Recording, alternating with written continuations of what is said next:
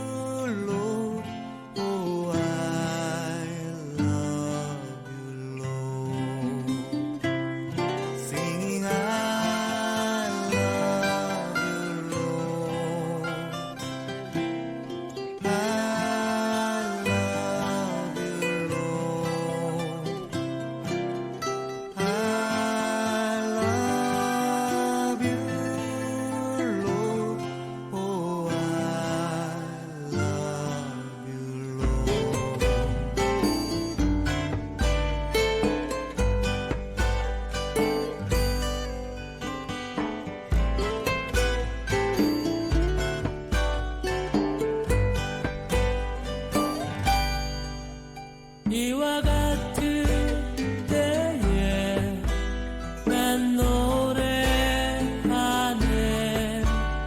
사랑을 노래하네 주님께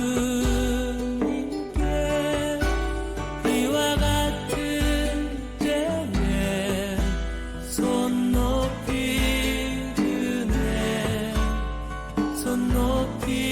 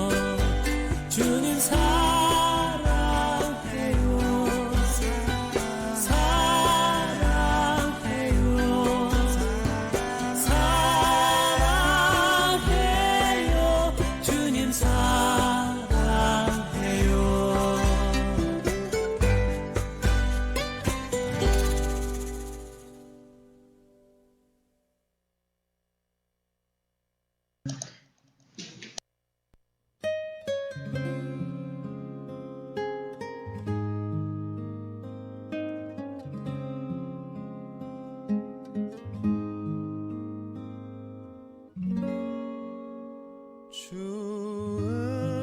음성 외에는 더 기쁨 없도다 날 사랑하신 주 늘 계시옵소서 기쁘고 기쁘도다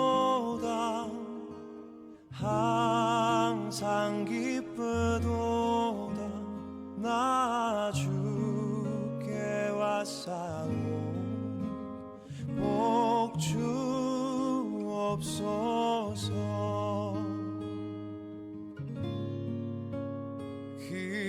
귀한 언약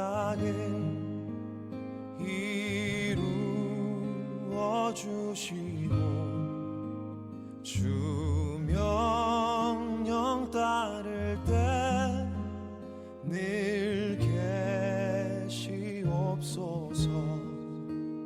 기쁘고 기쁘도다 항상 기쁘도다 나 주께 왔사오니 복 주옵소서.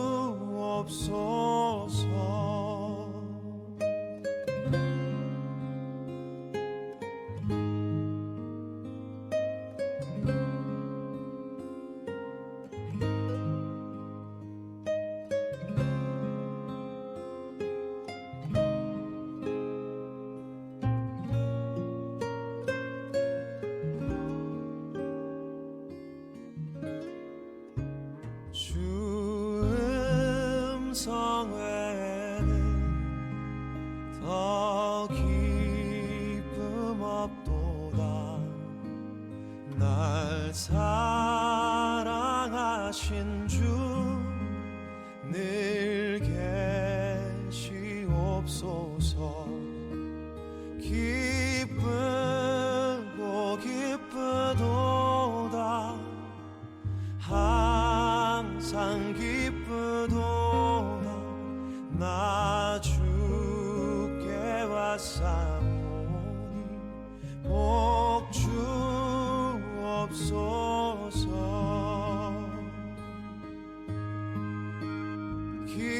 기쁘고 기쁘도다 항상 기쁘도다 나 주께 왔사오니 복 주옵소서.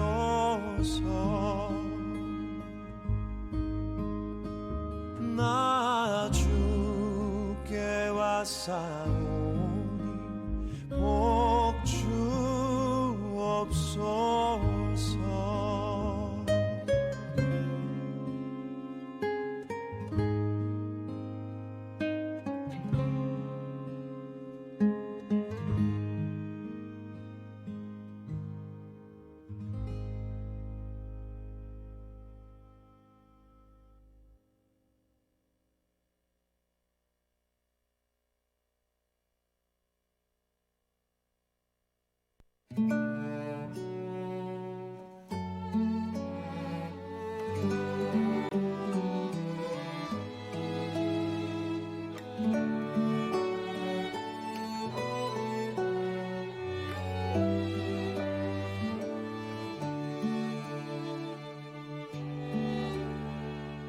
내 맘에 주여 소망 되소서.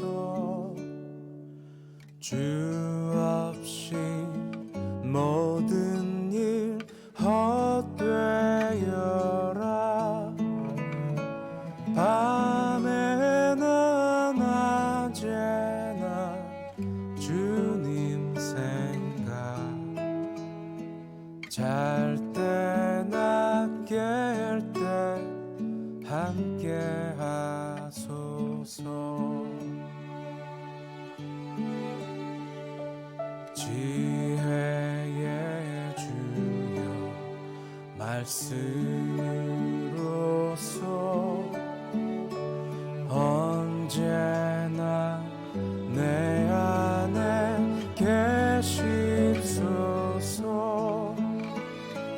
주는 내 아버지 나는 아들 주 안에 내가 늘 함께하리.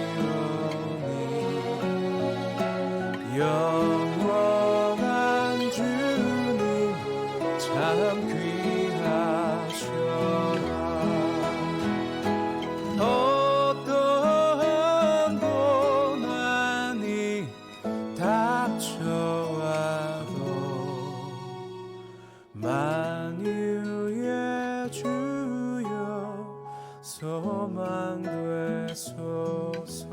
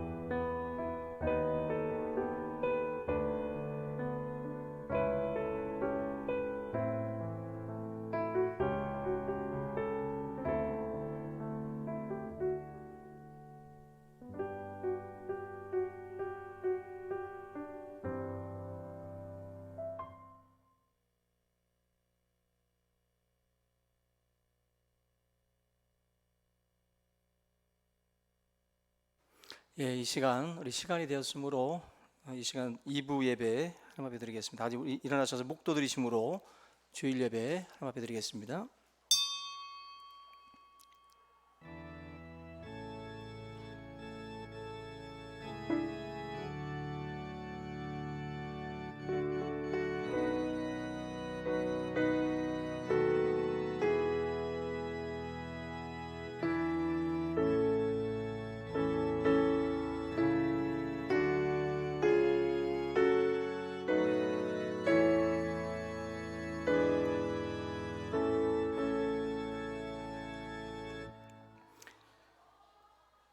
찬송과 영광을 받으시기 합당하신 주님, 거룩한 주일 하나님 앞에 영광을 돌리는 주의 성도들을 축복하여 주시고 이 시간도 주님 이곳에 임재하셔서 우리 예배 가운데 함께하여 주시기를 원합니다. 우리의 삶 가운데에 아버지 하나님 받았던 많은 아픔과 상처들이 예배의 시간들을 통하여 치유되게 하시고 하나님 주님이 주시는 은혜와 능력으로 말미암아 세상을 또한 넉넉히 이기며 살아갈 수 있도록 은혜를 더하여 주시옵소서. 이 시간 함께 참여하지 못한 주의 성도들 또 어디에 있든지 기억하여 주시고 모이게 힘쓰며 항상 하나님 앞에 신령과 진정으로 또 예배하는 또 예배자가 될 수 있도록 주님 도와주시옵소서. 오늘도 거룩한 이 예배 가운데에 주의 성령께서 함께하여 주실 줄 믿사옵고 예수님 거룩하신 이름 받들어 기도하옵나이다. 아멘. 찬송 44장 찬양합니다. 찬송가 44장.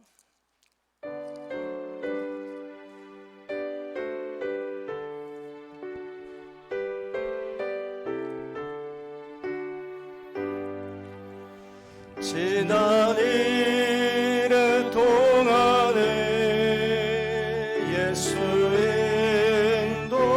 인도했으니 주의 전에 모여서 감사 찬송합니다. 가장 복된 이 날은 하늘 안식표로다. 가장 복된 이 날은 하늘 안식표로다. 주의 공로 힘입어 들에 주신 때에 화목하게 하시고 죄를 벗겨주소서. 세상 걱정 버리고 은혜 받게 하소서. 세상 걱정 버리고 은혜 받게 하소서. 하나님의 이름을 찬송하러 왔으니 모임 중에 계시고 영광 나타내소서. 깊은 하늘 잔치에 참여하게 하소서. 깊은 하늘 잔치에 참여하게 하소서. 주의 기쁜 복음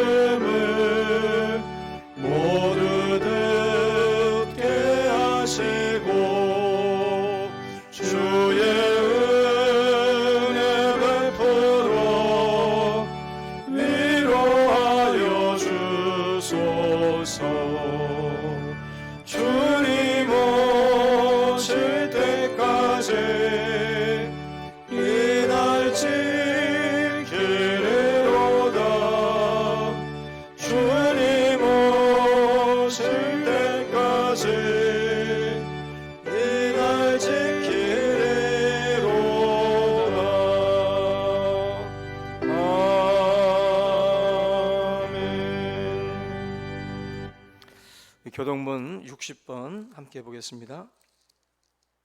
시편 139편입니다. 교동문 60번 교독하겠습니다. 여호와여, 주께서 나를 살펴보셨으므로 나를 아시나이다.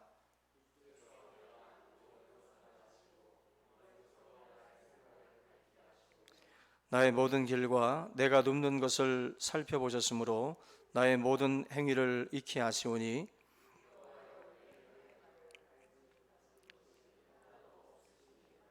내가 주의 영을 떠나 어디로 가며 주의 앞에서 어디로 피하리이까?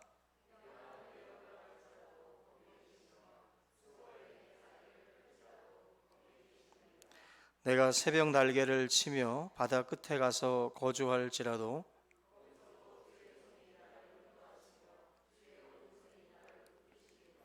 하나님이여, 나를 살피사 내 마음을 아시며 나를 시험하사 내 뜻을 아옵소서.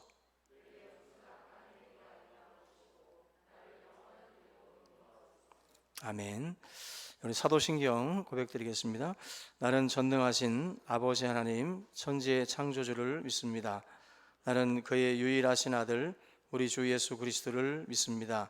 그는 성령으로 잉태되어 동정녀 마리아에게서 나시고 본디오 빌라도에게 고난을 받아 십자가에 못 박혀 죽으시고 장사된 지 사흘 만에 죽은 자 가운데서 다시 살아나셨으며 하늘에 오르시어 전능하신 아버지 하나님 우편에 앉아 계시다가 거기로부터 살아있는 자와 죽은 자를 심판하러 오십니다. 나는 성령을 믿으며 거룩한 공교회와 성도의 교제와 죄를 용서받는 것과 몸의 부활과 영생을 믿습니다. 아멘. 자리에 앉아주시기 바랍니다. 우리 찬송 268장 찬양하시고 예배를 위해서 최경자 권사님 기도해 주시겠습니다.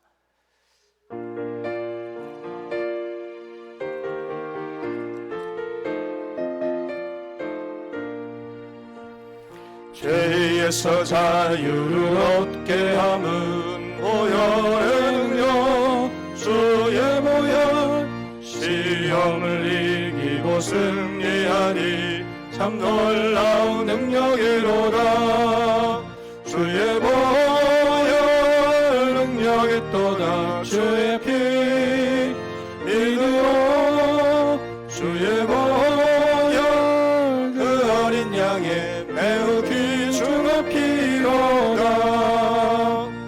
육체의 정욕을 이김은 보혈의 능력 주의 보혈 정결한 마음을 얻게 하니 참 놀라운 능력이로다. 주의 보혈 능력이 또다. 주의 피 믿으오. 주의 보혈 그 어린 양의 매우 귀중한 피로다. 눈보다 너에게 밝히는 것 보혈의 능력 주의 보혈 부정한 모든 것 밝히시니 참 놀라운 능력이로다.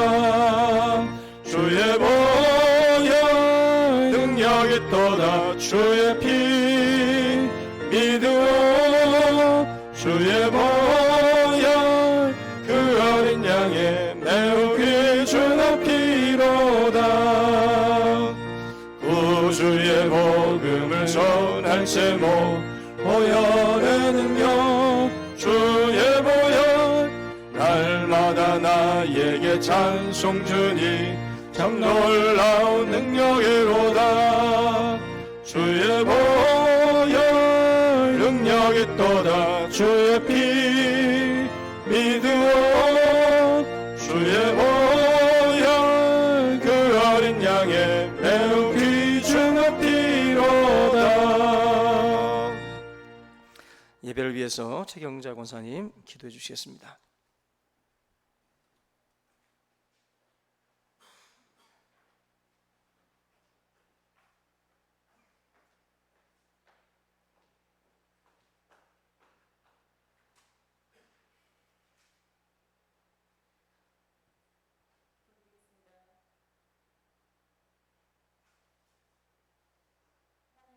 아버지, 은혜 아니면 살아갈 수 없음을 참으로 고백을 합니다. 하나님 아버지, 한 주간 은혜 가운데 지켜주셨다가 주일 예배로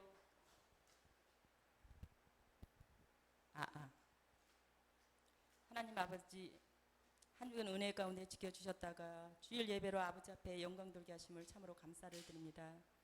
더욱이 신앙의 길이 막혀 어려움 환경 속에서도 이 고난을 잘 극복할 수 있도록 도와주시옵소서.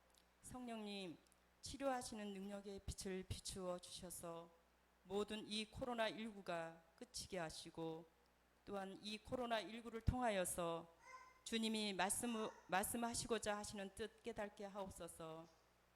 하나님 아버지, 우리 교회 신축과 리모델링을 위하여 목사님을 비롯하여 모든 성도가 하나가 되어서 기쁨으로 이 일들을 잘 감당할 수 있도록 도와주시옵소서.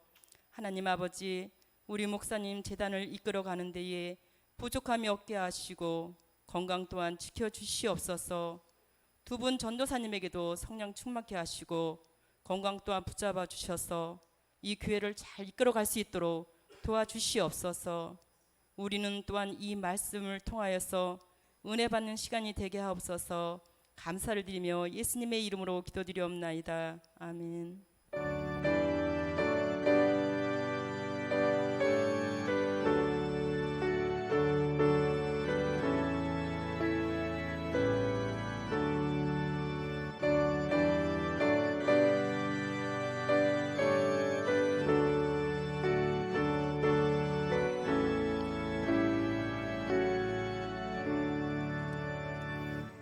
예, 감사드립니다. 우리 하나님 말씀 고린도후서 10장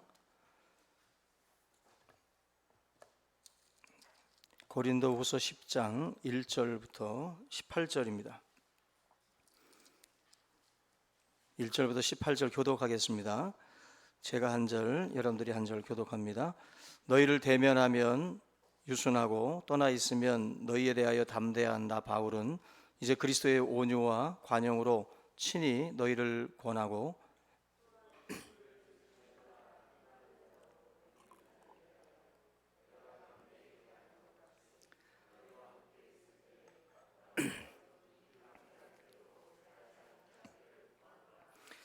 우리가 육신으로 행하나 육신에 따라 싸우지 아니하노니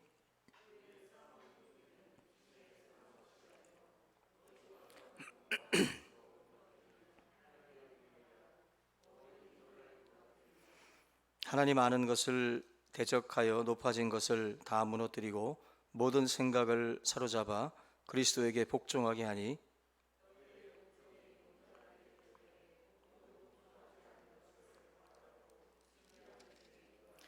너희는 외모만 보는도다. 만일 사람이 자기가 그리스도에게 속한 줄을 믿을진대 자기가 그리스도에게 속한 것 같이 우리도 그러한 줄을 자기 속으로 다시 생각할 것이라.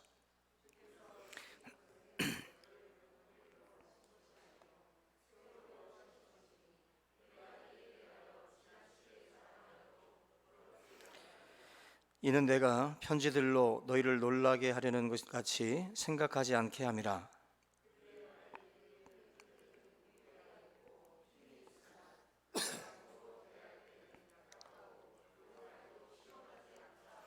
이런 사람은 우리가 떠나 있을 때에 편지들로 말하는 것과 함께 있을 때에 행하는 일이 같은 것임을 알지라.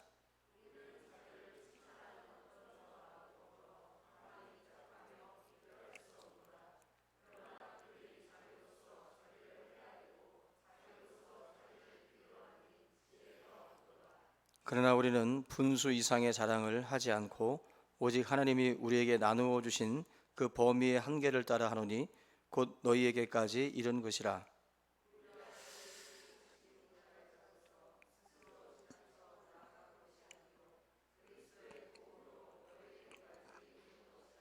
우리는 남의 수고를 가지고 분수 이상의 자랑을 하는 것이 아니라 오직 너희 믿음이 자랄수록 우리의 규범을 따라 너희 가운데서 더욱 풍성하여지기를 바라노라.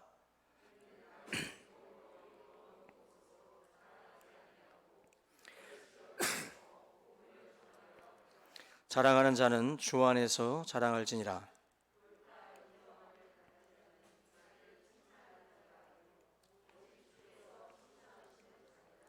아멘.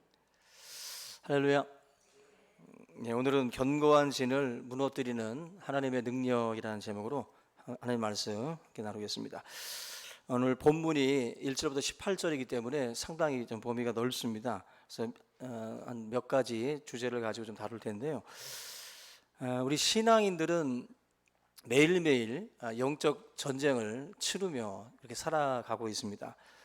세상이 창조될 때 아담과 하와에게 다가왔던 그 사단의 역사, 바로 영적 전쟁의 시작인데, 이 전쟁은 태초부터 시작을 해서 새말까지, 주님 다시 오시는 그날까지 계속해서 이어질 그러한 영적 전쟁입니다. 그래서 이 영적 전쟁에 대해서 우리가 신자로서 그 지식을 소유하지 않고 있다면 헛된 싸움들을 싸울 수 있다는 것입니다. 그래서 우리 10장 4절에 잠깐 보시면, 우리의 싸우는 무기는 육신에 속한 것이 아니요 라고 나와 있어요. 우리의 싸우는 무기가 육신에 속한 것이 아니다. 이 말은 영적 전쟁이라고 하는 것은 굉장히 까다롭다라고 하는 뜻을 담고 있고, 눈에 보이지 않는 싸움이기 때문에 이 눈에 보이지 않는 이 싸움을 싸울 때 싸워야 할 대상이 누구인지를 사실은 잘 모르기 때문에 헛발질을 할 수가 있어요. 헛발질을. 그런 면에서 정확하게 우리가 우리의 에너지, 우리의 힘을 허비하지 않기 위해서는 정확하게 우리의 적에 대한 지식들을 가지고 있어야 됩니다. 그래서 영적 전쟁을 육체의 싸움으로 판 자체를 이렇게 바꿔놓는 거, 이게 우리를 패하게 만들 수밖에 없는 원인이 돼요. 그래서 신자가 영적 전쟁을 알지 못하고 자꾸만 육체적인 전쟁으로 우리의 힘을 소비하게 되면 정작 우리가 싸워야 할 링 위에 올라가서 제대로 된 싸움을 싸울 수가 없다라는 것입니다. 그래서 오늘 이 본문 말씀 4절에 보시면은 어찌 보면은 성도들이 잘못된 싸움, 혈과 육의 싸움을 싸우게 만드는 원인인데, 그게 이제 4절에 나와 있는 견고한 진이라는 그 단어입니다. 이 견고한 진이라고 하는 것이 우리 안에 이제 자리를 잡게 되면 영적인 싸움을 제대로 싸우지 않고 혈과 육의 싸움으로 우리를 몰고 갈 수 있어요. 그래서 오늘 이 부분을 좀 잠깐 살펴볼 텐데, 견고한 진이라고 하는 것은 요새를 의미합니다. 요새. 그 누구도 들어올 수 없도록 철통 보안을 하고 있는 그러한 요새인데, 바로 이 견고한 진, 우리 안에 요새처럼 견고하게 쌓아놓은 그 진들이 있다. 바로 이 견고한 진은 여러 가지가 있겠죠. 여러 가지가 있는데, 그 중에 바울이 오늘 이 말씀에서 대표적으로 말하고자 하는 것은 우리들의 생각을 의미해요. 우리들의 생각. 성도들이 가지고 있는 이 생각들이 견고한 진인 경우들이 있어요. 내가 가지고 있는 생각과 내 안에 있는 마음들이 견고한 진이 돼서 영적 전쟁에서 우리가 그 견고한 진 속에 있는 그 생각과 그 마음 때문에 우리가 혈과 육의 싸움으로 자꾸만 치우치는 그런 방향으로 나갈 수가 있다라는 것입니다. 마귀가 그래서 우리 앞에 있는 게 아니라 우리 안에 있다라는 말을 하는 거예요. 우리 안에. 마귀는 우리 앞에 있지 않습니다. 우리 안에 있어요. 우리의 마음 속에, 또 우리의 생각 속에 마귀가 들어가 있다라는 것입니다. 그래서 우리가 어떤 생각들이 들어올 때마다 그 생각이 과연 무엇인지를 잘 분별을 하셔야 돼요. 무릇 지킬 만한 것보다도 내 마음을 지키라는 말씀은 그만큼 우리들의 마음 속으로 들락날락하는 것들이 무수히 많은데, 그 출입하는 것들이 우리의 마음을 점령하고 우리의 마음을 견고한 진으로다가 이제 만들어 가기 시작을 할 텐데, 그 생각을 우리가 잘 통제하지 않으면 부정적이고 잘못된 생각들이 견고한 진이 돼가지고 자리를 잡기 시작을 한다는 거예요. 굉장히 무서운 결과들을 가지고 올 수 있다라는 것입니다. 예수님께서 사역을 할 때 많이 하셨던 말씀 중에 귀 있는 자는 들을지어다라는 말씀을 많이 하셨어요. 사람들에게 다 귀가 있고 다 들을 귀가 있는데, 예수님은 들을 귀 있는 자는 들어라 말씀을 해요. 이 말은 사람들은 자기들이 가지고 있는 생각이라는 게 있어요. 이 견고한 진이 있다는 거예요. 그래서 예수님이 어떤 말을 해도 귀가 있는 것 같은데 어떤 말을 해도 이걸 받아들이지 않는 사람들이 있어요. 들을 귀가 없는 사람들이 있다는 거예요. 대표적인 게 바리새인들과 또 사두개인들, 서기관들이 예수님이 이 땅에 와서 수많은 설교를 했습니다. 그런데 설교를 할 때마다 저항하고 불순종하고 예수님을 모함했던 세력들이 바로 바리새인들과 사두개인들이에요. 왜 그들이 그런 행동들을 했을까? 그들이 가지고 있는 견고한 진이 있었기 때문에 그래요. 그들의 마음속에 가지고 있는 그 틀이 딱 자리를 잡고 있었기 때문에 어떠한 예수님의 말씀도 자꾸만 저항하고 거부하는 모습들을 보였다라는 것입니다. 근데 이러한 견고한 진은 하루아침에 만들어지지 않습니다. 자꾸 반복 학습을 통해서 사실은 이 견고한 진이 사실은 만들어지는 거예요. 그래서 반복이라는 것이 힘이 있잖아요. 반복은 힘이 있습니다. 그래서 학습에서도 반복이라는 것이 어떤 학습에 영향력을 주잖아요. 그런 것처럼 부정적인 부분들도 똑같습니다. 반복된 경험들, 반복된 어떤 그 만남들이 우리들의 이 안에 그러한 마음과 생각을 그 틀을 그냥 아예 고정을 시켜버려야 돼요. 지게 만든다는 거예요. 이게 견고한 진으로 구축이 되기 시작을 하면 무서운 결과가 옵니다. 그러니까 반복이 되면 만약에 여러분들이 실패가 반복되면 뭐가 생깁니까? 실패가 문제가 아니라 실패가 반복되면 사람들 마음속에는 실패 의식이 생겨요. 그러니까 패배주의적인 사고가 이 사람에게 구축이 되기 시작을 하죠. 그래서 나는 뭘 해도 안 되고 나는 분명히 잘 나가다가도 꼬꾸라질 거다라는 그런 생각들이 은연중에 이 속에 이제 자리를 잡기 시작을 하는 거예요. 그래서 반복되는 실패라고 하는 것들이 사실은 그러한 결과들을 가져오기 때문에 무서운 겁니다. 그래서 링 위에서 잘 싸우다가도 꼭 역전 KO 당하는 선수들은 트라우마가 있어요. 그래서 잘 이기다가도 내가 이전에 졌는데, 야구도 마찬가지겠죠. 꼭 9회 말에 역전당하는 팀들은 그 트라우마가 있는 거예요. 잘 나가다가도 또 이제 구원 투수들에 대한 믿음이 없어지는 거죠. 신뢰가 안 가는 거죠. 이러한 것들이 구축이 되면 사실은 그 패배를 불러들이는 결과를 가져오는 거죠.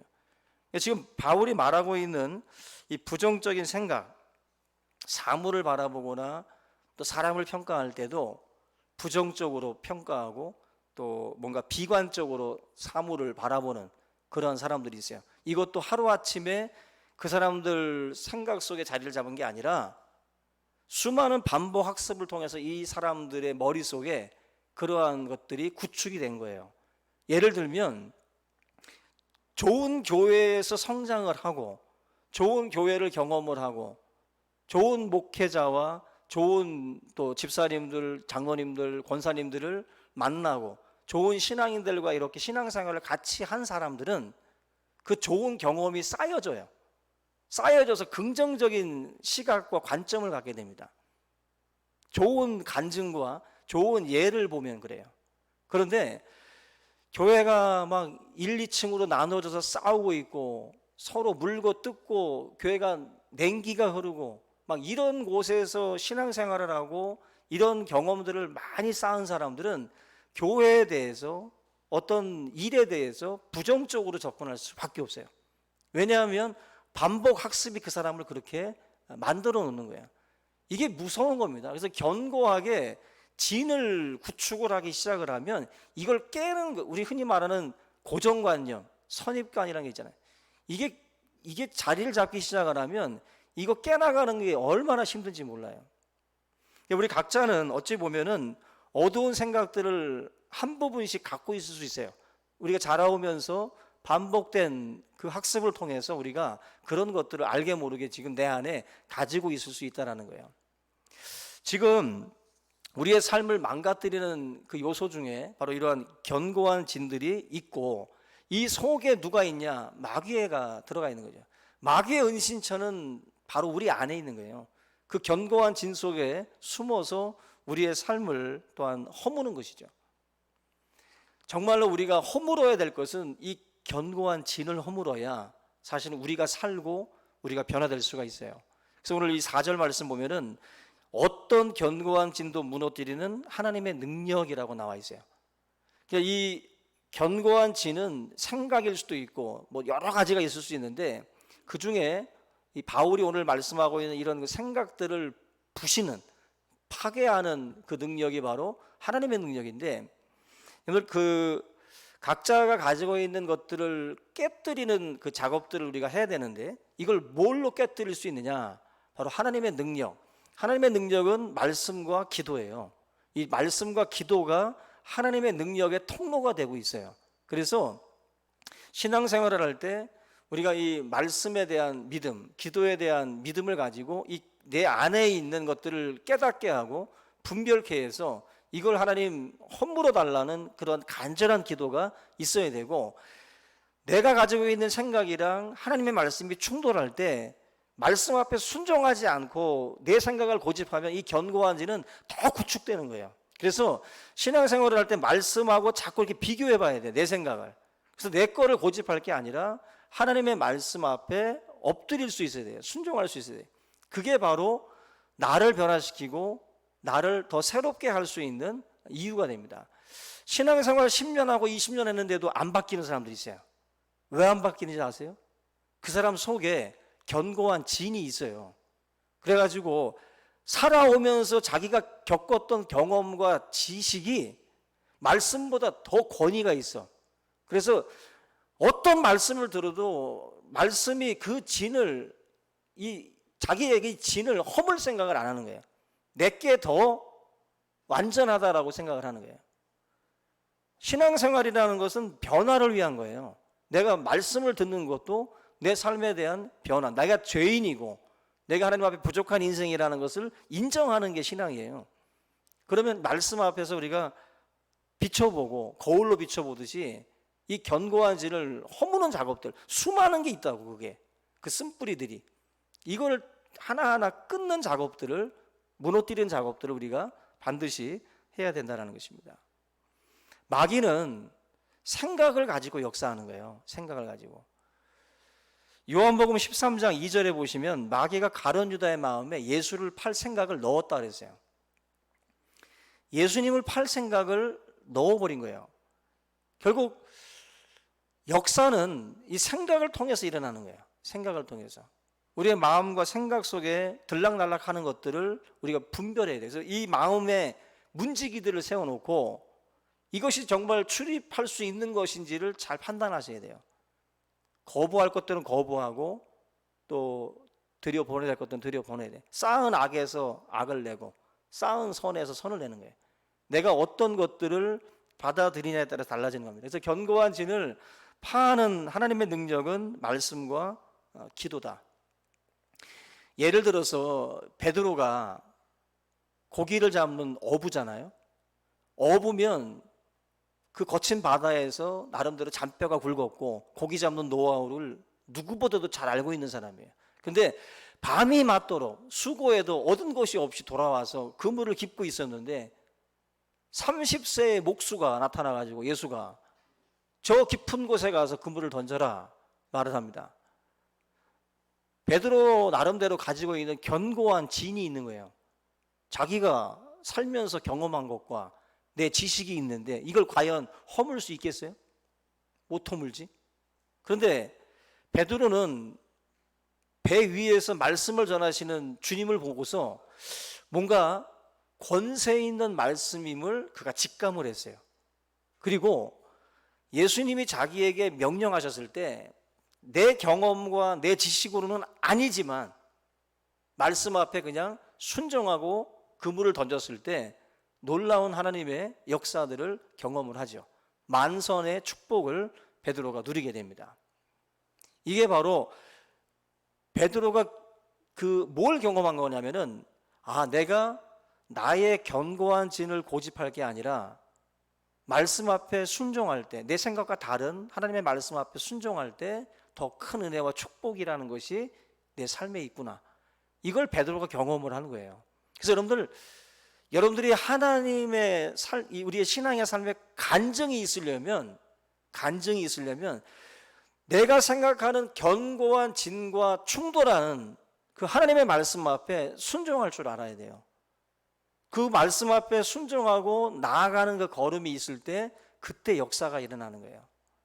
내 걸 고집하고 있으면 그 사람에게는 절대로 기적이 일어나지 않습니다. 들을 귀가 없는 사람은 하나님의 역사들을 경험할 수 없어요. 우리의 귀가 열리기를 바라고 우리의 견고한 진들이 이 하나님의 능력을 통해서 무너지기를 바랍니다. 우리 여러분들이 하나님은 살아계시죠. 하나님의 능력은 지금도 역사합니다. 그래서 이 하나님의 능력을 우리가 믿음으로 받아들일 때 그때 놀라운 역사들이 일어나는 거예요. 그 백기현 교수의 간증이 있습니다. 이분이 1951년 생으로 충남 공주 출신인데 서울대 음대를 나오고 또 국립공주대학교 음악과 교육 교수예요.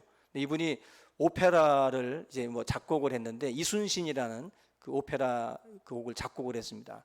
나름대로 수많은 수상 경력도 있어요. 국무총리상도 받았고 또 충청남도 문화상 또 화관 문화 훈장도 받았던 분입니다. 근데 이분에게 놀라운 간증이 있어요. 이분이 이렇게 훌륭한 음악가로서 활동을 하고 있는데 이분이 2살 때 어머니가 잠깐 외출을 하면서 친척집 아이 8살짜리 아이에게 이 백기현 씨를 맡긴 거예요. 업고서 아기 좀 잘 봐달라고. 근데 8살짜리 아이가 마루 위에 있는 상 위에 올라가서 놀다가 상이 엎어지면서 마루에서 굴러가지고 마당까지 굴러 떨어진 거예요. 그러면서 이 백기현 이 아기가 2살짜리 아기가 척추가 다쳤습니다. 그러면서 이 백기현 씨가 곱사등이 돼요. 우리가 곱추라고 그러죠. 곱사등이 돼가지고 앞가슴이 튀어나오고 또 등이 또 굽어진 곱사등으로 키도 자라지 않는 그런 곱사등으로서 이분이 55세까지 거의 50여 년 넘게 그 곱추로서 인생을 살아요. 그러면서도 이제 음악을 전공을 하고 공부를 해왔던 거죠. 근데 이분에게 놀라운 일이 벌어지는데 2005년도에 2월 4일 그때 나이가 55살이었습니다. 그때 부흥회가 있었어요.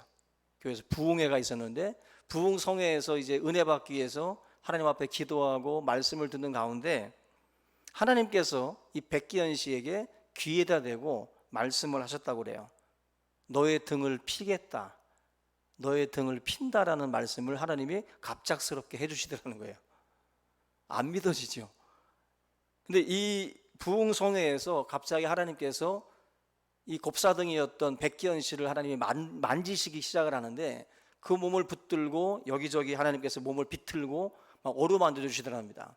그리고 나서 부흥성회를 마치고 그리고 5일 동안 자기 집에 이제 안에 있으면서 하나님께서 방 안에다가 자기를 잡아두고 자기의 온 몸을 구석구석 만지면서 하나님이 이제 치료를 하시는데 놀랍게도 이 곱사등이 5일 만에 펴지면서 정상인이 돼버린 거예요. 정상인이. 그래서 이 곱사등이었던 이분이 하나님은 지금도 살아계신다라고 하는 것을 간증을 하면서 지금도 다니고 있어요. 여러분들 50년이라고 하는 세월 동안 완전히 굳어졌던 그 곱사등이 하나님의 말씀을 또 듣는 가운데에 놀라운 역사들을 경험을 했다라는 거죠. 이런 사람들은 결국 하나님의 말씀은 살아있고 운동력이 있고 능력이 있다라는 것을 실감을 하는 인생이 되는 거죠. 그래서 견고한 진이라는 것은 50년 동안 굳어졌던 곱사등일 수도 있고 50년 동안 내가 경험하고 내가 알고 있던 지식일 수도 있어요. 이런 것들이 하나님의 능력을 통해서 바뀔 수 있고 변화될 수가 있어요. 그리고 그것이 변화될 때 놀라운 역사들이 나타날 수가 또한 있다는 것입니다. 여러분들의 삶에 견고한 진이 분명히 있을 겁니다. 그거 무너뜨릴 때 놀라운 변화가 일어납니다. 그거를 내려놓을 때, 그걸 허물 때 하나님이 역사하세요. 사도 바울도 그 교만을 하나님이 꺾어놓고서 역사하시죠. 그 무너뜨려야 돼요. 그거 깨져야 되고 부셔져야 되고 무너져야 된다고. 그게 무너지지 않으면 하나님이 역사하지 않아요. 사도 바울이 지금 그 견고한 진에 대한 말씀을 지금 하고 있는 겁니다.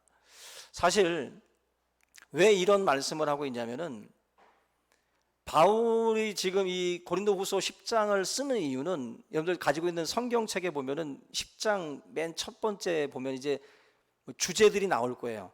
바울이 자기의 사도직을 변호하다 뭐 이런 식으로 해서 10장은 자기 사도권에 대한 변론이에요. 바울이 고린도 교회를 위해서 정말 수고하고 애를 썼음에도 불구하고 고린도 교회에서 바울을 비방하고 모함하는 일들이 벌어졌어요.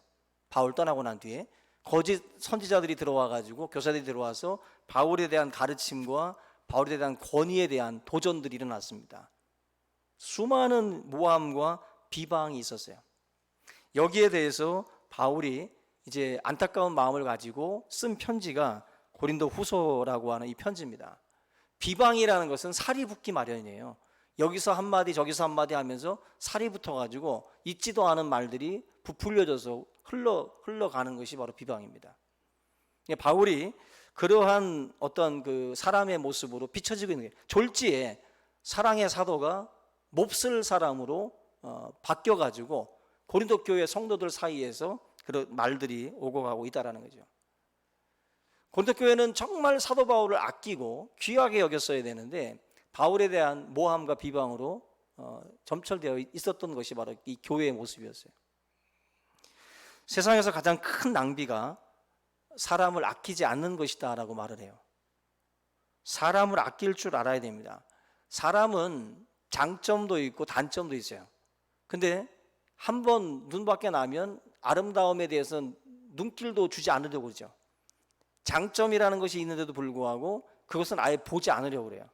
아예 인정하고도 싶지 않고 아예 거기에 대해서는 침묵해버리는 경우들이 많습니다. 저 여러분들이 다들 아름다움과 더불어서 부족함, 이 두 가지가 다 같이 있는 게 인간이에요. 인간은 두 가지가 묘하게 있습니다. 그래서 부족하니까 하나님이 돕는 배필 붙여주시기도 한 거고, 인간은 서로 사실은 의존적이고 서로 도와주지 않으면 안 되는 게 인간이에요. 부족함이 있고. 그래서 그 정현종 씨가 썼던 그 비스듬이라는 시가 있습니다. 이 시에 보면은 첫 소절이 생명은 그래요. 어디 기대지 않으면 살아갈 수가 있나요? 생명이라는 것, 꽃이든 나무든 공기에 기대고 햇볕에 기대고 바람에 기대고 뭔가에 기대야 살아갑니다. 인간도 그렇고 모든 존재가 자기 혼자 살 수 없어요. 아이가 태어나서도 자기 혼자서 뭐 살 수 없잖아요. 인간은 태어날 때부터 의존적인 존재예요. 누군가가 옆에서 뭐 우유를 줘야 되고 젖을 줘야 됩니다. 그러지 않으면 살 수 없는 존재예요. 그만큼 인간은 누구나 할 것 없이 부족하다라는 거죠. 그 어머님 누워 계신 선산에 가보면 가는 길에 전봇대가 두 개가 이렇게 서 있습니다. 근데 하나는 곧게 서 있고 하나는 이렇게 비스듬히 그걸 받치고 서 있어요. 근데 그걸 제가 보면서 느꼈던 건 전봇대를 저게 지금 받치고 있는 건가 아니면은 기대고 있는 건가. 두 가지가 다일 수 있잖아요. 그죠? 기댄 것일 수도 있고 온전했던 놈이 저거 넘어질 수도 있으니까 받쳐주고 있는 것일 수도 있고. 인간은 한없이 기댈 수밖에 없는 존재이기도 하고 또 인간은 또한 누군가를 도와줄 수 있는, 받쳐줄 수 있는 또 존재이기도 해요. 그리고 신앙이라는 게 여러분들 두 가지가 우리에겐 다 있어요. 부족함이라는 게 있어요. 근데 바울도 완벽하지 않아요.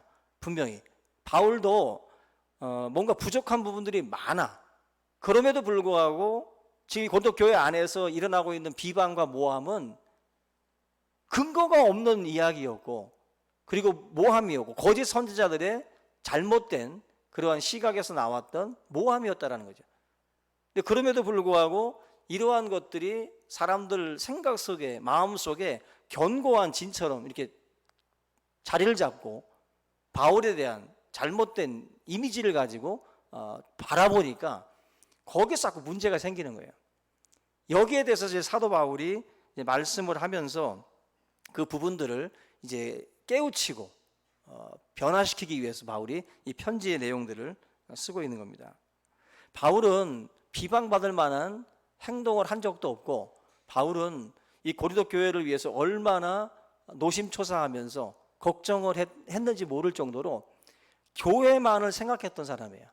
그래서 이게 고린도후서 11장, 우리 한번 말씀을 잠깐 찾아보겠는데, 고린도후서 11장 우리 28절 한번 볼게요. 28절에 바울이 이런 말을 합니다.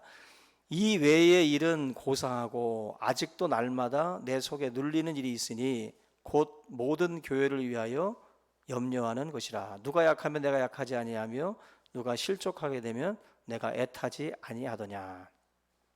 바울이 고린도 교회를 생각하면서 날마다 걱정하고 노심초사하면서 교회에 대한 마음을 항상 썼다라는 것을 지금 이 말씀에서 담고 있어요.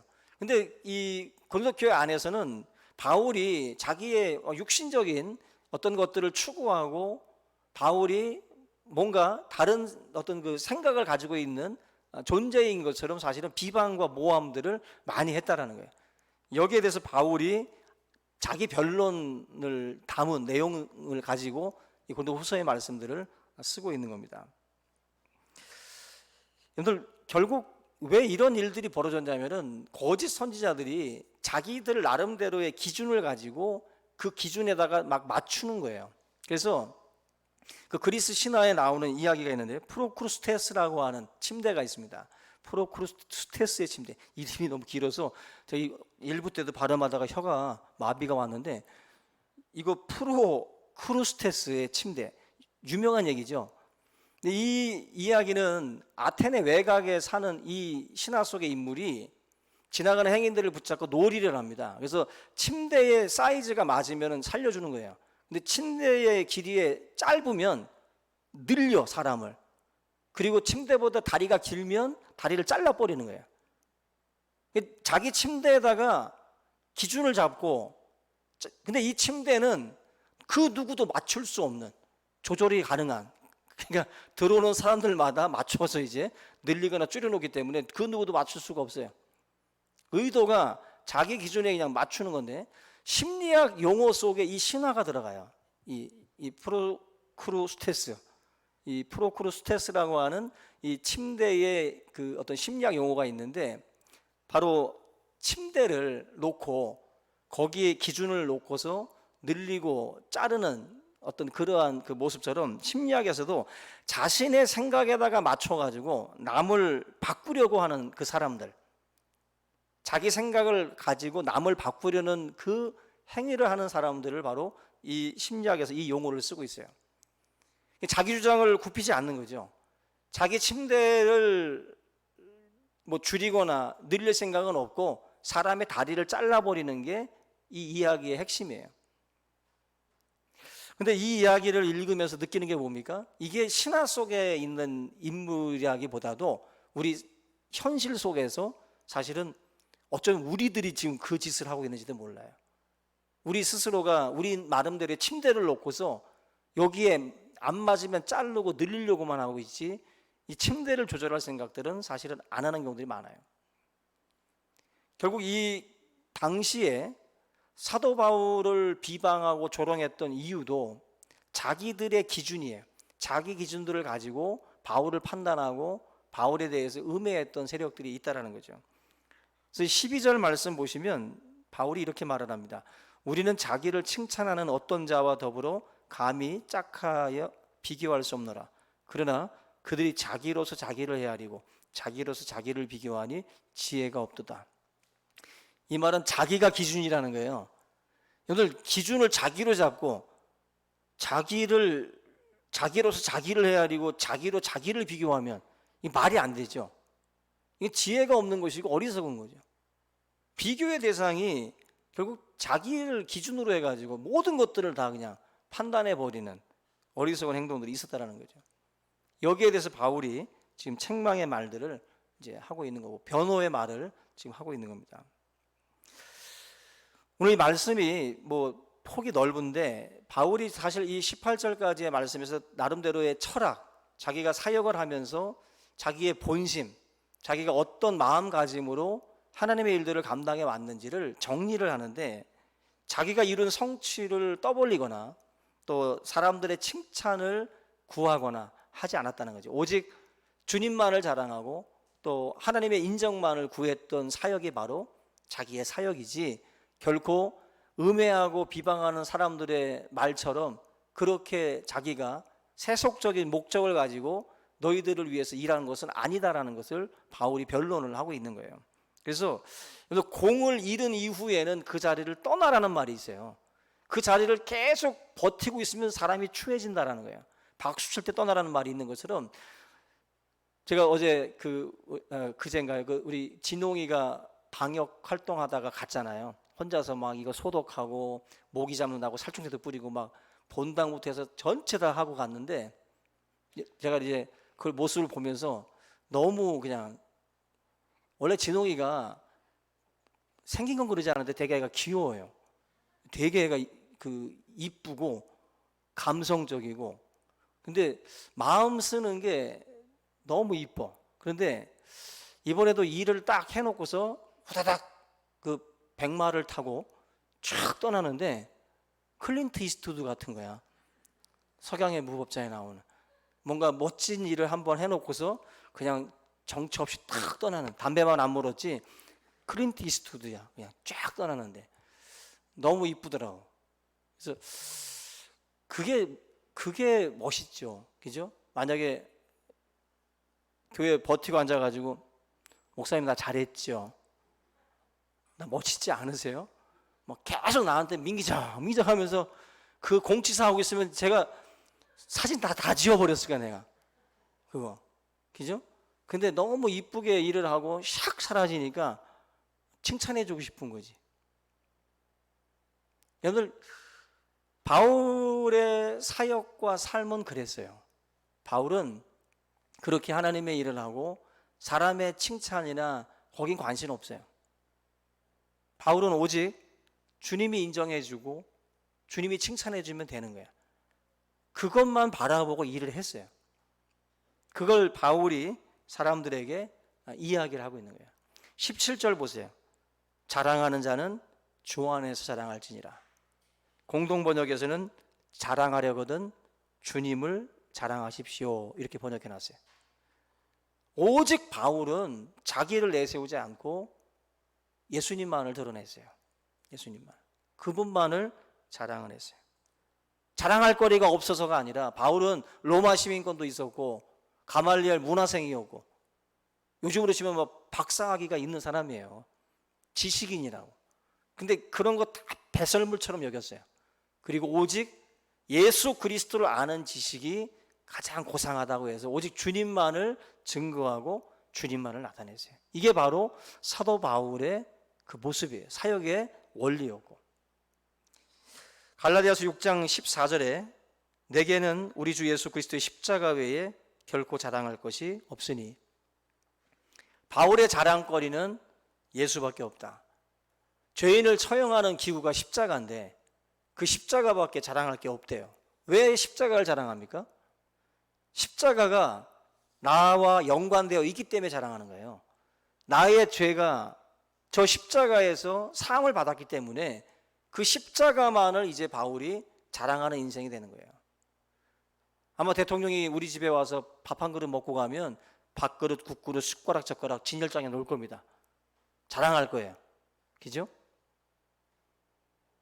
나와 연관되어 있는 그것을 자랑하듯이 예수 그리스도의 십자가를 바울이 자랑할 수밖에 없었던 이유가 바로 그 십자가에 하나님의 그 크신 사랑과 내 죄와 내 허물을 용서한 하나님의 그 사랑이 있기 때문에 그 십자가만을 자랑하겠다라고 말씀을 하는 겁니다. 우리 여러분들의 자랑이 다른 것이 돼서는 안 돼요. 다른 것. 오직 예수 그리스도를 자랑하셔야 돼요.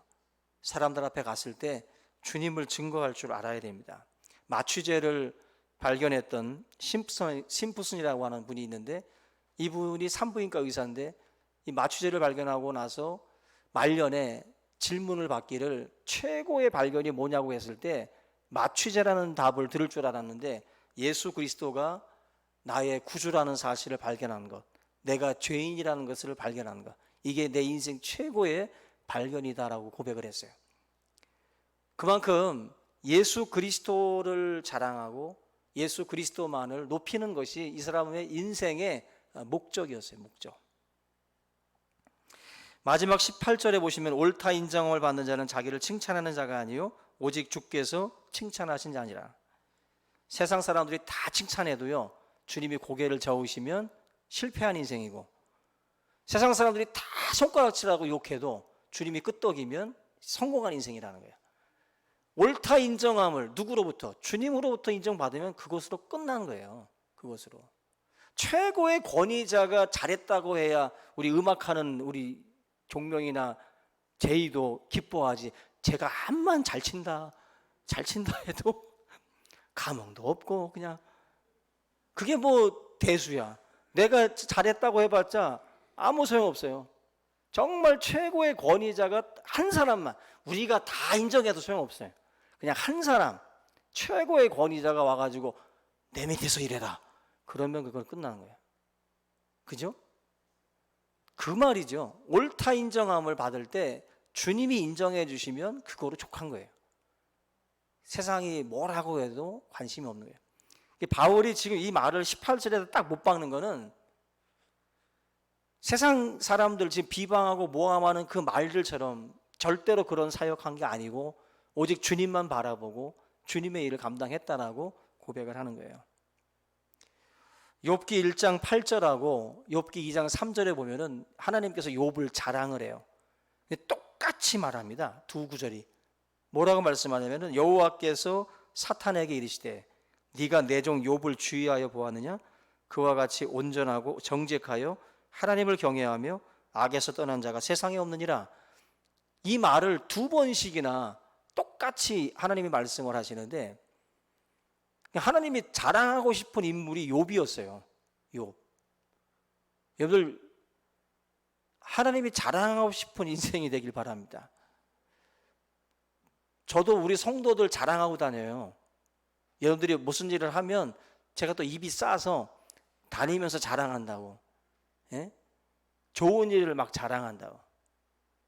목회자는 그 맛에서, 할머니들도 노인정에 가면은 손자 자랑하는 맛으로 산대요. 그래서 손자 자랑할 거면 10,000원 내고 자랑하라 그래도 10,000원 내고 한대.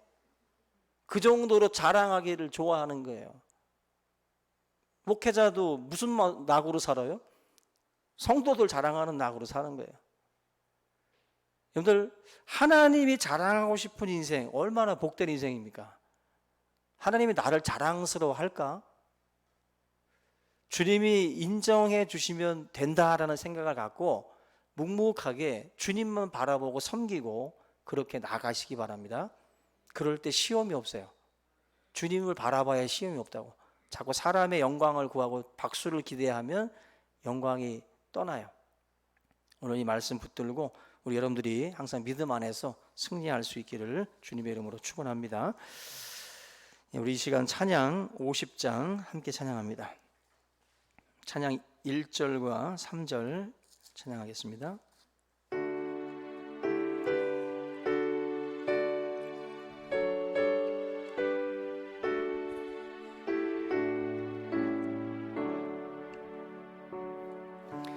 내게 있는 모든 것을 아낌없이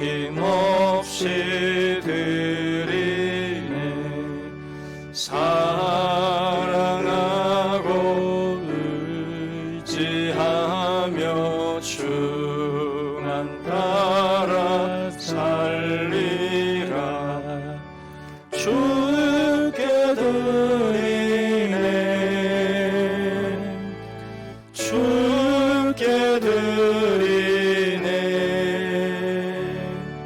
사랑하는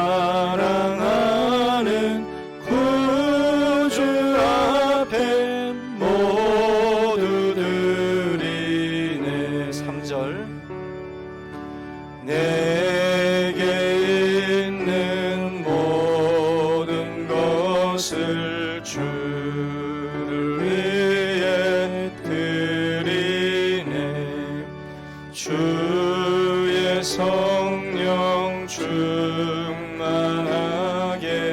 내게 내려주소서.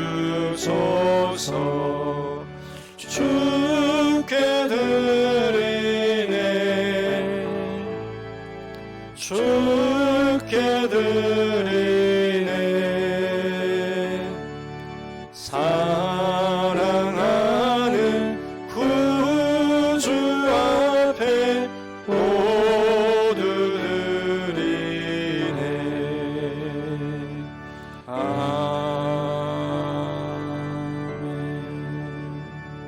잠시 기도하겠습니다. 복의 근원이 되시는 우리 하나님 아버지, 오늘도 주님 앞에 드린 귀한 예물을 축복하시고 성도들의 가정과 또 사업과 저들의 계획 위에 하나님 함께 하셔서 언제나 주의 성도들이 주님의 인도하심을 받는 복된 삶이 될 수 있도록 주님 함께하여 주시옵소서. 모든 것이 합력하여 선을 이룸을 우리로 깨닫게 하시고 일이 일비하지 아니하고 하나님께 소망을 두고 끝까지 믿음으로 나아가는 성도들이 다 될 수 있도록 함께하여 주시옵소서. 아버지 하나님, 이 어려운 이 때를 또 살아가는 우리 성도들의 가정 위에 하나님이 언제나 함께하여 주시고 위기의 때에 저들을 도우셔서 날마다 승리의 삶을 살게 하시고 주의 백성들이 세상 속에서 하나님의 영광을 드러내는 거룩한 삶을 살아갈 수 있도록 주님 인도하여 주시옵소서. 이 모든 것 감사를 드리며 예수님의 이름으로 기도하옵나이다. 아멘. 광고 말씀 드리겠습니다. 우리 주보 참조해 주시고요. 90일 성전 릴레이 기도 미션이 이제 7월 13일 내일이죠. 월요일서부터 90일간 10월 10일까지 진행이 됩니다. 교회 본당에서 진행이 되는데 원래는 이제 2-3명이 와서 기도할 수 있도록 했다가 정부에서 지금 교회 소모임 금지 또 방역 수칙도 강화 때문에 아무래도 회 모임처럼 보여지지 않게 하기 위해서 그냥 한 명이 그냥 교회로 그냥 와서 기도하는 방식으로 바꿨습니다. 정부가 자꾸 이렇게 제재를 하니까 더 하고 싶어지지 않으세요? 지금 여러분들 방역 수칙 보셨어요? 찬송하지 말아라, 통성기도하지 말아라. 지금 이게 지금 제가 볼 때 선을 넘어왔어요. 지금 뭔가 이 정부가 하고 있는 행동들이. 그리고 이게 일관성이 없고 전체적으로 다 이게 규제가 이루어져야 이게 사실은 같이 통제가 가능하지. 아니 이 교회에서 이게 지금 무슨 바이러스가 여기서 생성되나? 여기서? 바이러스가 여기서 생성되는 게 아니잖아요. 그죠? 이 주변 전체가 지금 이게 감염원들이 이렇게 많은데 여기만 이렇게 엄격한 규제만 한다는 것은 굉장히 잘못된 시각을 가지고 있다라는 생각을 하게 돼요. 지금까지 협조적이었던 정 목사가 상당히 부정적으로 지금 바뀌어가고 있어요. 그래서 지금 마음 같아서는 침 튀겨가면서 같이 그냥 찬양하고 싶은데 감염 때문에 우리가 자제해야 되니까.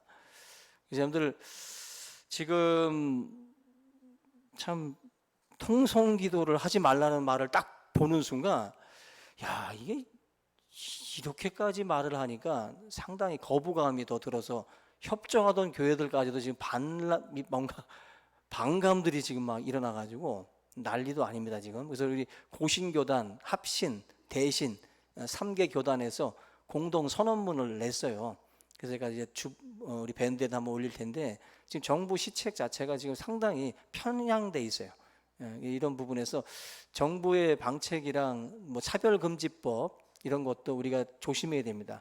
그거 여러분들 차별을 금지하는 게 좋은 것 같지만 포괄적인 차별 금지가 문제인 거예요. 그래서 기독교에서 동성애에 대한 죄성에 대한 그 지적이나 설교 자체도 나중에 이게 통과되면 설교 못 해요. 제가 설교하면 저 감옥 갑니다. 이제 죄를 죄라고 말을 못 하게 돼요. 이제 지금 현재 미국에서 실제적으로 일어나고 있고, 그래서 이런 부분에서 사실은 지금 우리가 깨어 있지 않으면 상당히 세상이 무질서해지고 엉뚱한 방향으로 지금 갈 수가 있어서 아무튼 마음에 안 들어요. 요즘에 마음에 안 듭니다. 그리고 이 건축원금 작정 안내는 제가 일부 예배 때 좀 간단하게 말씀을 드렸는데 좀 헷갈려 하셔가지고 제가 지금 좀 설명을 오늘 또 영상으로 나가니까 설명을 드릴게요. 여러분들 그 주보에 지금 작정서가 들어가 있는데 먼저 오른쪽에 있는 월정 건축허금 작정서는 이거는 그러니까 기존에 건축 헌금을 하시던 분들은 그냥 그거로 하시는 거예요. 그러니까 이게 이중으로 하는 게 아니라, 근데 다만 이전에 하던 건축 헌금을 그냥 지우고 새로 작정하라는 의미로 이거를 이제 이 지면을 만든 겁니다. 그래서 이중으로 건축 헌금하고 또 이걸 또 하는 게 아니라 기존에 하시던 분들과 하지 않던 분들이 새롭게 다 이전 것을 다 지우고 새로 작정해서 같이 이번에 이 교회 신축건에 대해서 같이 마음을 쓰자라는 의미에서 월정 건축헌금 작정서를 사실은 새로 만든 거예요. 그러니까 지금 하시던 거에 이중으로 하는 거 아닙니다. 여러분들이 이중으로 하시는 게 아니라 이거는 따로 10,000원이든 20,000원이든 아니면은 1부 때도 말씀드린 것처럼 어린이들을 위해서 샤프심 구자라고 해서 0.1 구자, 0.7, 0.5 구자 해서 5,000원도 되고 7,000원도 되고 아기들도 참여할 수 있다면 그렇게 해서 그렇게 건축헌금 작정을 하시면 되는 거고요. 부담 없게 하시면 되고, 그리고 왼쪽에 있는 중도 상환을 위한 건축헌금 작정서라고 하는 거는 지금 우리 교회가 건축헌금이 현재 한 5천만 원 정도가 있습니다. 모아져 지와리 땅을 매각한 대금하고 여러분들이 지금까지 건축헌금에서 모아진 돈 해서 5천만 원 정도가 있어요. 그래서 이 5천만 원에 플러스 알파가 바로 이제 이 건축헌금 작정입니다. 그래서 우리 여러분들이 이 금액은 앞으로 우리가 3억 대출을 받은 이 부분에 대해서 우리 중도 상환을 할 거예요. 뭐 이게 3년 뒤에 할지 뭐 아니면 뭐 5년 거치 기간 지나서 할지는 모르겠지만 이 중도 상환을 하게 되면 우리가 그래도 은혜롭게 이번에 농협에서 5년 동안 거치 기간을 주셨어요. 5년 동안 거치 기간을 줘가지고 원래는 지금 거치 기간을 안 주거든요. 근데 5년 동안 거치 기간을 줘서 75만 원씩만 5년 동안은 우리가 상환을 하면 됩니다. 그래서 교회적인 부담을 많이 줄였어요. 그래서 75만 원씩 5년 동안 우리가 상환을 하고, 그리고 10년 동안은 289만 원씩 우리가 부담을 해야 돼요. 그런데 이 중도 상환 건축헌금을 작정하시면 우리가 이거를 가지고 중도 상환을 하게 되면 앞으로 이제 한 170 정도로 줄어든다는 거죠. 그게 170 정도로. 그래서 우리 교회가 5년 뒤에는 뭐 이렇게 부담 없이 뭔가 이제 감당을 할 수 있는 상황이 되기 때문에 이 중도 상환 건축헌금 작정서는 단기간 아니면은 여러분들이 여기 보면 또 이런 게 있죠. 헌금 방법이라고 해가지고 분납과 일시납이라고 돼 있어요. 그래서 일시납은 짧은 기간에 내가 얼마를 내가 하나님 앞에 드리겠다라고 하는 그 작정이고, 분납은 내가 3년이면 3년, 5년이면 5년 내가 얼마를 작정을 해서 몇 개월 단위로 해가지고 내가 하나님 앞에 드리겠다 해서 이렇게 하시는 겁니다. 그래서 좀 설명이 됐나요?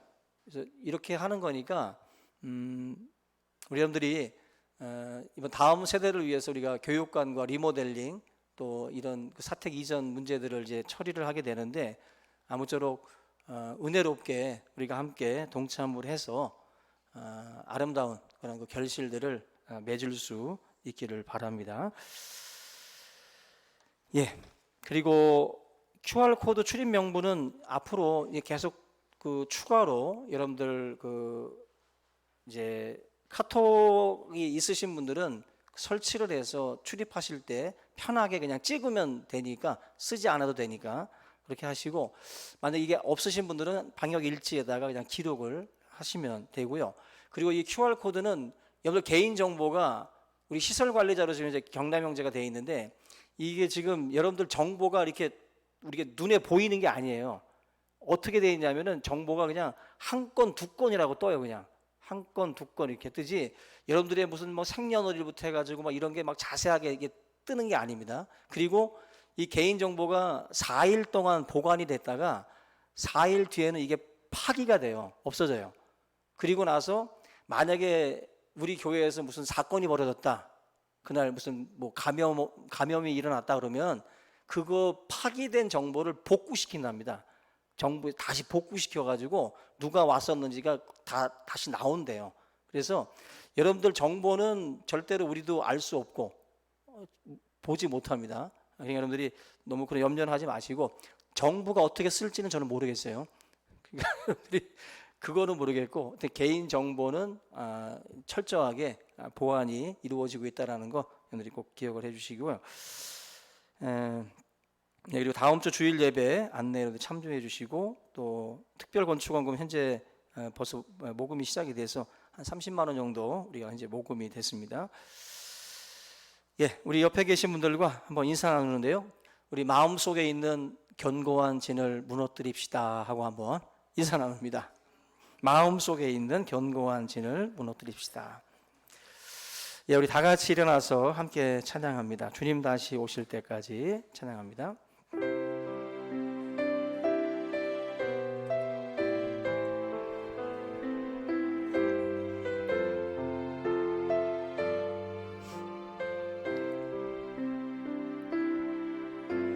주님 다시 오실 때까지 나는 이 길을 가리라. 좁은 문 좁은 길 나의 십자가 지고 나의 가는 이 길 끝에서 나는 주님을 보리라. 영광의 내 주님 나를 맞아주시리. 주님 다시 오실 때까지 나는 일어나 달려가리라. 주의 영광 온 땅 덮을 때 나는 일어나 노래하리. 내 사모하는 주님 온 세상 구주시라. 내 사모하는 주님 영광의 왕이시라. 내 사모하는 주님 온 세상 구주시라. 내 사모하는 주님 영광의 왕이시라.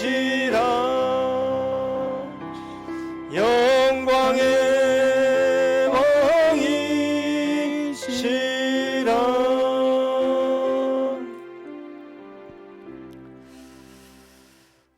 지금은 우리 주 예수 그리스도의 은혜와 우리 아버지 하나님의 그 크신 사랑과 성령의 교통하심이 사랑하는 성도들 머리 위에 이제부터 영원토록 함께 있을지어다. 아멘.